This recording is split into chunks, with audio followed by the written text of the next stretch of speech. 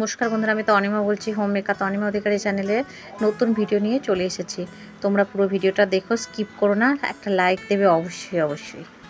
Hi friends, তোমরা কেমন আছো? আজকে হচ্ছে বুধবার আর সকালে রান্নাবান্না হয়ে গেছে। হাজব্যান্ড অফিসে চলে গেছে, তো ডিমের ঝোল আলু ভাজা করে দিয়েছি, নিয়ে গেছে।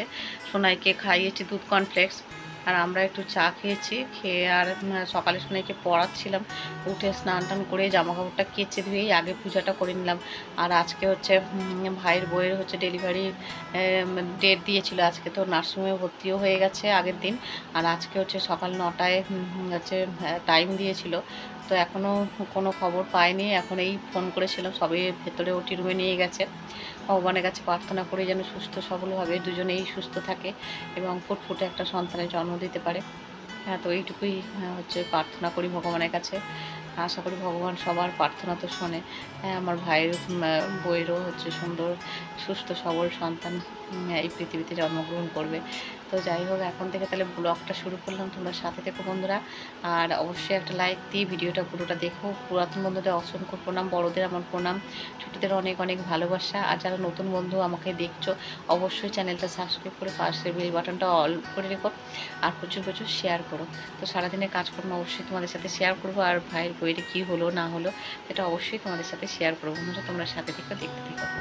সোনাইকে দিকে স্নান করিয়ে দিয়েছি, সোনাই ঠাকুর প্রণাম করছে, আর আমার তো পূজা হয়ে গেছে দেখতে তোমরা।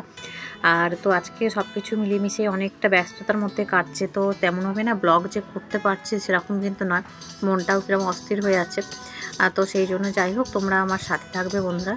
আজকে রান্না করেছি ঢ্যাঁড়স আলুর তরকারি আর ডিমের ঝোল, দিয়ে আলু দিয়ে ডিমের ঝোল, হাঁসের ডিমের আর কি, লাল লাল করে ঝোল করেছি। আর ঢ্যাঁড়স আলুর তরকারি সোনাইকে খাইয়ে দিচ্ছি, সোনাইকে খাইটাই দিয়ে তারপরে আমরা খাবো। সোনাইকে খাওয়াচ্ছিলাম, সোনাই বললো মা আমি নিজে খাবো। আমি বলি না, নিজে খেলে কি বলো তো, ভেন্ডিটা না একদম এখন বড় হচ্ছে যত, ভেন্ডি বলো তারপরে পটল এগুলো না খুব একটা সোনাই পছন্দ করছে না। আর আমি খাওয়ালেও খেয়ে নেয়, কিন্তু একা খেলে এগুলো খাবে না, বেছে বেছে শুধু আলু দিয়ে খেয়ে নেবে। তো সেই জন্যই আর কি আমি খাওয়াতে বসলাম। বন্ধুরা, সোনাইকে তো খাওয়াচ্ছিলাম, তারপরে খবরও পেয়ে গেছি তো ভাইয়ের মেয়ে হয়েছে।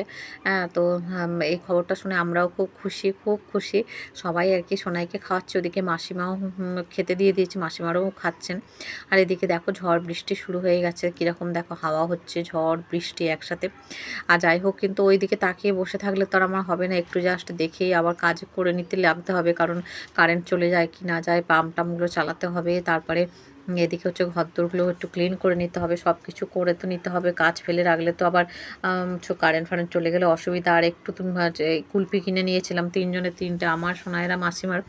আর তো একটু ফ্রিজে রেখেছিলাম, গলে গলে যাচ্ছে বলে ভাত খেয়ে খাওয়া হবে। তো ভাত সবার খাওয়া হয়ে গেছে, আমার বাসন কোসনে মাজা হয়ে গেছে। এখন এই কুলপিগুলো ফ্রিজ থেকে বার করেছি, তো 3জনে মিলে খাবো। আর দেখো এই যে কভারটা পুরো গলে গেছে, মানে কিরম একটা হয়ে গেছে, নরম নেতিয়ে। আর কুলপিগুলো একটু শক্ত শক্ত ছিল, যেহেতু ডিপ ফ্রিজে রাখা ছিল।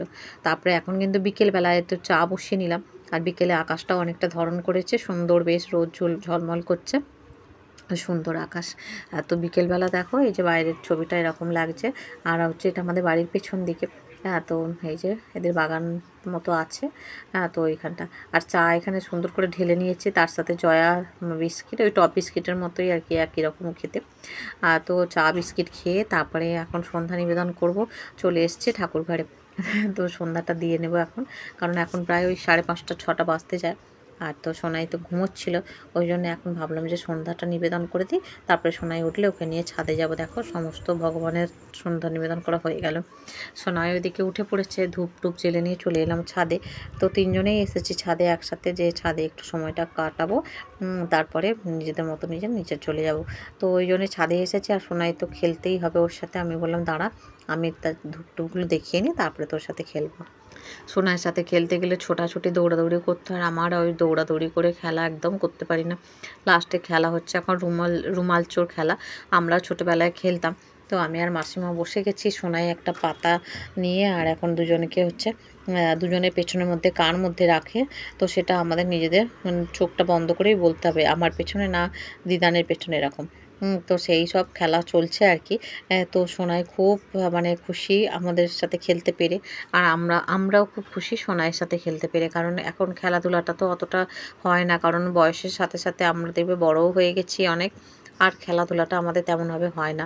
আর বাচ্চাদের সাথে মিশলে সেই ছোটোবেলায় ফিরে যাওয়া যায় এবং সেই ছোটোবেলার দিনগুলো মনে পড়ে। এটাই পেয়ে অনেক অনেক আজকে হ্যাপি আমরা, আমি এবং মাসিমা দুজনেই। আনন্দ ভাগ করে নিতে হয়, আনন্দের পরিবেশ নিজেকে তৈরি করে নিতে হয়। সবসময় যে সব কিছুতে আমরা হ্যাপি থাকবো সেরকম পরিস্থিতি থাকবে তা কিন্তু নয়, পরিস্থিতিটাকে নিজেকেও অনেকটা তৈরি করে নিতে হয়। আর একটা পত্রিকায় দেখলাম সেদিন যে সমাজের মতো করে আমরা তৈরি হব তা নয়, আমাদেরকে তৈরি করে নিতে হবে সমাজটা কীরকম হবে। তো আমরা তো সমাজবদ্ধ জীব, সমাজ নিয়েই আমাদের চলতে হয় এবং আমাদের পরিবার নিয়েই চলতে হয়। পরিবারে যে সবসময় সব কিছু আমার মতো থাকবে তা কিন্তু নয়, কিন্তু সেটা আমাকে নিজেকে কিছুটা তৈরি করেও নিতে হবে। সবসময় যে সব কিছু আমার মানে মতো বা আমি যা চাইবো তা হবে তা তো থাকেই না, তাই না? বেশিরভাগই তা থাকে না। কিন্তু তার মধ্যে থেকে আমার মতো করে আমি নিজে যদি তৈরি করে নিতে পারি কিছুটা, তাহলেও কিন্তু অনেকটা খুশি থাকা যায়। আর সেটা নিজের উদ্যোগে নিজেকে তৈরি করতে হয়।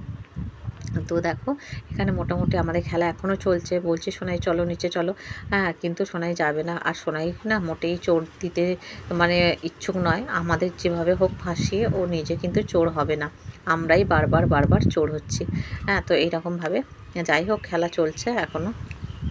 দেখতে দেখতে কিন্তু অনেকটা সন্ধ্যাও হয়ে এসেছে আর আমরা একদম শেষ পর্যায়ে চলেই এসেছি। এবার আমাদের নিচে চলে যেতে হবে। সোনাই গিয়ে হাত পা ধোবে, ধুয়ে কিছু খাবে, খেয়ে পড়তে বসবে। আর আমার তো রান্না বান্না এগুলো তো আছে, সোনাইকে একটু পরিয়ে টরিয়ে উঠে আমরা রান্না বান্না করব।